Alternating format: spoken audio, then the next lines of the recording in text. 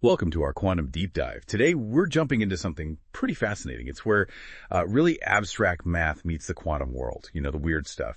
And we're drawing heavily from this great essay by Jürgen Schneeppert. It really highlights the huge role David Hilbert played, a giant in math, basically laying the groundwork for quantum science. So the plan for this deep dive, we want to unpack how Hilbert's ideas, his math, became this essential foundation, often unseen, right? But crucial. We wanted to do it in a way that hopefully makes sense without making your head spin. It really is amazing, isn't it, how something that seems like pure math, just logic and structure, how that can end up having such a massive impact on understanding the actual physical universe. David Hilbert, born way back in 1862, Königsberg. He just fundamentally believed that logic could solve anything, any math question if you framed it right. And that belief, as Schneeppert really shows, it completely changed physics, too. Okay, let's pause on that belief for a second. This idea. Any clear math question has an answer. That's quite something. It suggests this deep order, doesn't it? Almost optimistic. Wow. And Königsberg-Kaliningrad, now clearly a place that produced some heavy hitters intellectually. Oh, absolutely. And Hilbert took that conviction everywhere in math, but his influence, it went way beyond just his own research. Schneeppert points out how his time as a professor at Göttingen, it turned the place into the global center for math and physics. I mean, think who came there. Einstein, Emmy Noether, John von Neumann, just incredible minds. Göttingen under Hilbert was, well, it was basically ground zero for innovation. Right, and that's where it gets really juicy for our topic today. Yeah. You've got this major math figure, basically a magnet for brilliant people in Göttingen. And Schneeppert's essay really hammers home Hilbert's knack for boiling down super complex problems.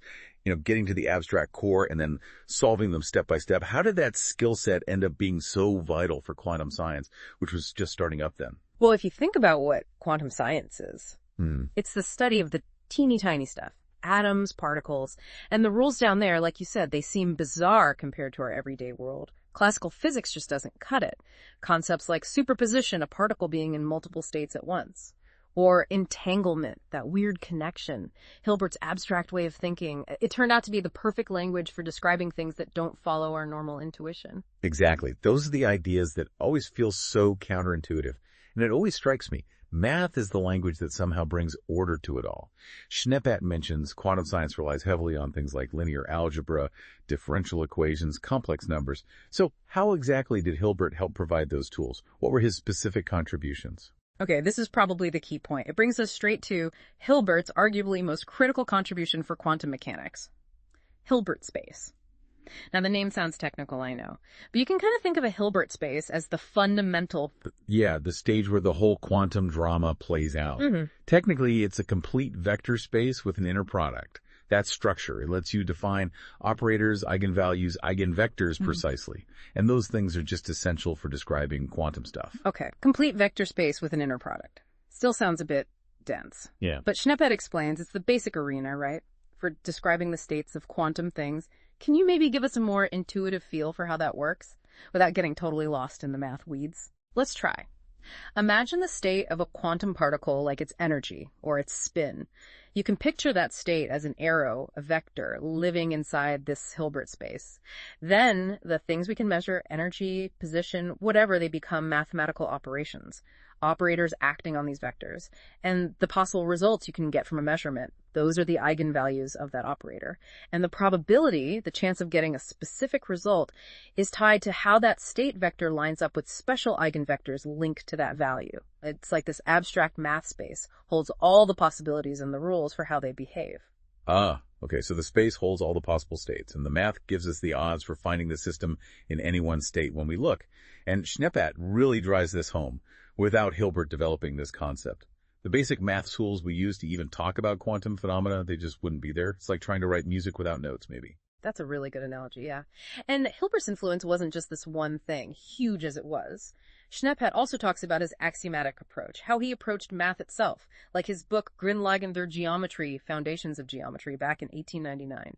He laid out 21 axioms for Euclidean geometry, super rigorous, checked if they were independent, complete, consistent. Geometry feels kind of concrete, though. So what was the big deal about him taking this super formal axiomatic approach? Well, what he was really doing was formalizing the bedrock of mathematical logic itself. It wasn't just about being neat.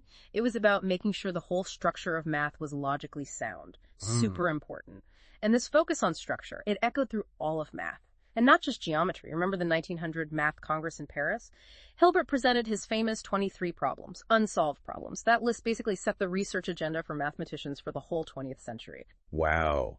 23 problems shaping a century of math. That's incredible. Mm-hmm. And Schneppat points out the sixth problem was about the axiomatic treatment of physics.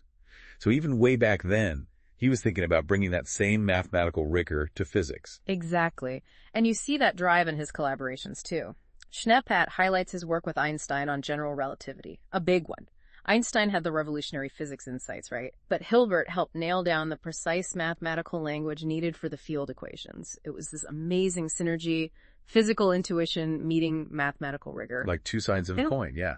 The physics idea and the math needed to actually write it down properly. And this connection, math and physics, it carried on with his students, didn't it? Yeah. Schneppat brings up John von Neumann. Oh, absolutely. Von Neumann was brilliant, a student of Hilbert's, and he leaned heavily on Hilbert's ideas, especially Hilbert's space, for his own massive contributions, both in sorting out the mathematical foundations of quantum mechanics and later in computer science, too. And Schneppat reminds us, getting in under Hilbert was just this amazing melting pot. You had physicists like Max Born, Werner Heisenberg guys, right at the forefront of quantum theory, rubbing shoulders with the mathematicians. It was just incredibly fertile ground. Abstract math meets physical reality. So it wasn't just Hilbert in an ivory tower. He created this environment where mathematicians and physicists could actually talk, bounce ideas off each other. Yeah. Now, Schneppat goes a bit deeper into Hilbert space, specifically in quantum mechanics. We touched on states and observables. Can we flesh out the formal definition a bit more and its applications? Sure. So we said it's a vector space over complex numbers, importantly. It has this inner product that's what lets us define lengths and angles, sort of. Crucial for probabilities. And it's complete. That's a technical math term, but basically it means sequences of vectors that get closer and closer. They always converge to something within the space, no escaping. That completeness is vital mathematically. And Schneppat mentions a key example, L2 space. Think of it as the collection of all, let's say, well-behaved wave functions whose square you can integrate, the specific Hilbert space.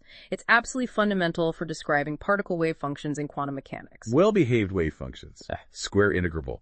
Okay, that sounds like the math behind probability, right? Yeah. How particles are. Exactly that. In quantum mechanics, a system's state, say an electron state, is a normalized vector.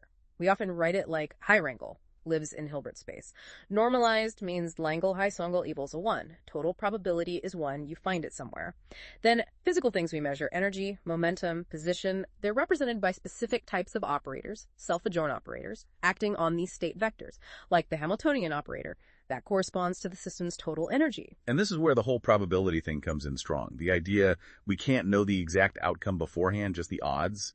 Schneppat credits Max Born with that interpretation, right? And it's all built on the Hilbert space structure. Precisely. The probability of measuring a system in state triangle and finding it in state frangle, it's given by the square of the absolute value of their inner product. Phi pre wrangle 13.5. This whole probabilistic core of quantum mechanics, which can feel so weird, it wouldn't have a solid mathematical footing without Hilbert space. Hilbert basically built the stage and the rulebook for it. Okay, so Schneppat then moves to the actual mathematical formulation. The famous Schrödinger equation comes up. How does Hilbert's work plug directly into that cornerstone equation? Right, the Schrödinger equation. It's the Schrödinger-Sepeti, Sepeti-Wrangle-Atati. It's the fundamental equation describing how a quantum state wrangle changes over time, governed by the Hamiltonian, the energy operator. Well, its very formulation depends on using functions that belong in a Hilbert space. That's where the states wrangle live. These spaces provide the right mathematical setting for the Hamiltonian to act properly on the states. And Hilbert's work in functional analysis, this broader area of math, it gave the essential rigor needed to even properly state the equation and understand its solutions. So Hilbert's abstract math wasn't just floating out there separately. It was actively giving physicists the language and tools they needed. The tools to write down the fundamental equations and then solve them. Schneppat also mentions the role of energy eigenvalues in these self-adjoint operators. Yes. The theory of these operators in Hilbert space is key. It tells us the possible energy values the system can have are the eigenvalues of the Hamiltonian Hauptstahl. When Hilbert acts on a state with a definite energy, an eigenstate, it just multiplies that state by the energy value, the eigenvalue. And this whole setup works for all measurable quantities, not just energy. Position, momentum, spin. They all have operators. The operator's eigenvalues are the possible measurement results, and the corresponding eigenvectors. They form a complete basis for the Hilbert space. That's crucial for the probability interpretation we keep mentioning. It lets you break down any state into a mix of states with definite measurable properties. Okay, it's starting to feel like a very neat interconnected picture. Operators are what you measure. Eigenvalues are the results you get. Eigenvectors in the Hilbert space give you the probabilities. And Schneeppat really stresses that Hilbert defining these operators rigorously, developing spectral analysis for them. That was absolutely vital. It put quantum mechanics on solid mathematical ground. Couldn't have said it better. And the impact, as Schnepp points out, it goes way beyond just the basic theory. It feeds directly into today's quantum technology. Right. This is where the abstract stuff becomes incredibly real. How these pure math ideas led to actual tech. Schneeppat mentions quantum computing and quantum cryptography. Let's start with computing. How does Hilbert's work underpin that? Okay, quantum computing. The basic unit is the qubit. Not just 0 or 1, but potentially both at once. Mathematically, a single qubit is described as a state in a two-dimensional Hilbert space. The power comes from superposition, being in multiple states, and entanglement, spooky connection between qubits. Describing these things mathematically and describing the operations you do on qubits, the quantum gates, it all happens in Hilbert spaces. For systems with many qubits, you use much larger, higher dimensional Hilbert spaces and the big algorithms you hear about, like Shor's for factoring or Grover's for search. They're essentially complex sequences of operations, unitary transformations happening in these big Hilbert spaces. It's all built on that foundation. So the very algorithms promising to change the world are basically running on mathematical machinery set up by Hilbert. Wow. And quantum cryptography. Secure communication. How does Hilbert fit in there? Quantum crypto uses superposition and entanglement too. Again, concepts perfectly described by the Hilbert space math. Take quantum key distribution, QKD. The idea is if anyone tries to eavesdrop on the quantum signal carrying the key, they inevitably disturb the quantum states because measurement affects quantum systems.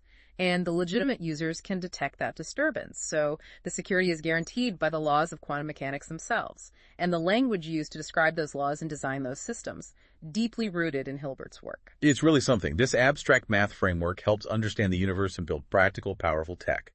Schneeppat then mentions Hilbert spaces in quantum information science more broadly. Yeah, it's the fundamental mathematical language for describing and implementing pretty much any quantum algorithm. You can think of an algorithm as just a sequence of specific operations, unitary transformations applied to states in a Hilbert space. Schneeppat gives the Hadamard gate example. That's a basic one for creating superposition. And Grover's algorithm, its speedup, comes from cleverly manipulating states in Hilbert space. The structure dictates what's possible. And it extends to entanglement, too, which seems critical for everything quantum. Absolutely. Entanglement is described using tensor product spaces. You basically combine the Hilbert spaces of the individual particles involved. Schneeppat shows that famous EPR state, zero rangle plus one rangle, that tensor product symbol times is key. This math is essential for things like quantum teleportation, moving a quantum state from one place to another without moving the particle. It all relies on this formalism. Mind-boggling stuff. And it all traces back to these foundational math concepts. Finally, Schneeppat talks about the really long-term impact, beyond just quantum mechanics, right, into science generally. It's truly remarkable, as Schneeppat argues. Hilbert's concepts, they pop up everywhere. Quantum field theory, statistical mechanics, studying complex systems, signal processing, even machine learning nowadays.